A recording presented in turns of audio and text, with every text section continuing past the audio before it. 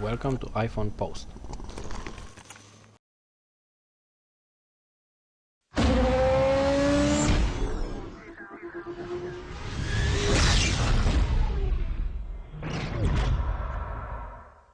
Today we will be reviewing Need for Speed Shift. Need for Speed Shift is a racing game from EA. The game remains true to the PC and console series, the player beginning from the low ranks and climbing his way to the top. In the iPhone version, you have a guide that helps you along the way, telling you what cars, upgrades or races have been unlocked.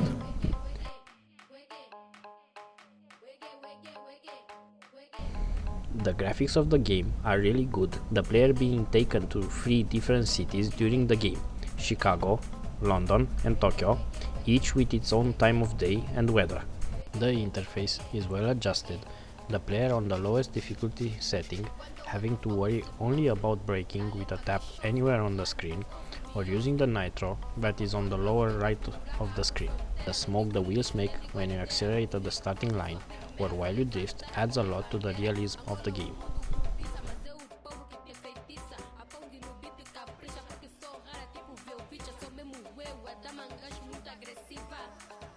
The models of the car are highly detailed, have reflections on them, and can be damaged.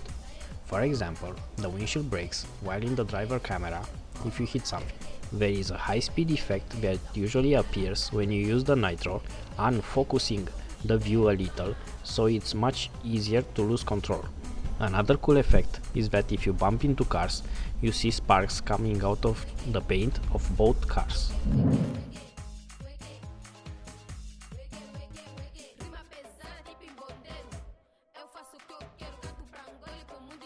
In terms of gameplay, the game offers a lot, the player being able to finish the game in about 5 hours.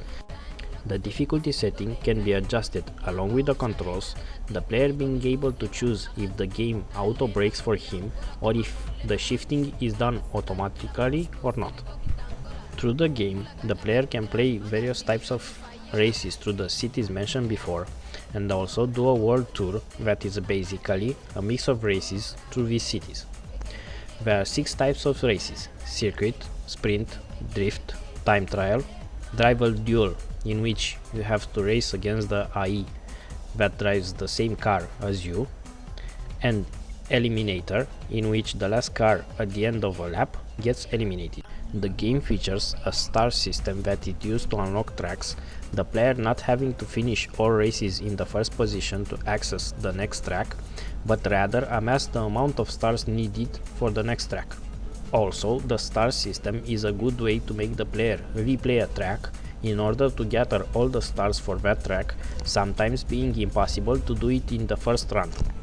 During the game, the player can choose from 20 different cars ranging from Lamborghini, Aston Martin to Volkswagen Golf GTI.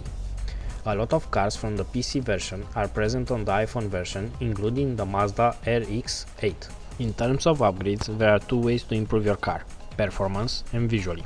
The visual upgrades feature complete body kits, paint jobs, and a huge collection of spoilers and rims to choose from. The performance upgrades increase the different stats of the cars like acceleration, maximum speed, stability, and of course, you can also buy nitro kits.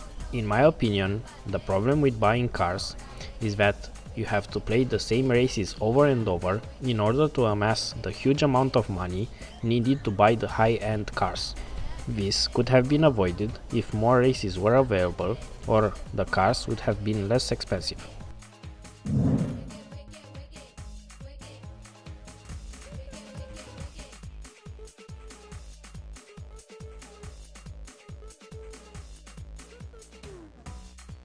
The sounds and the music of the game are top-notch, in the same style as the ones for PC and console.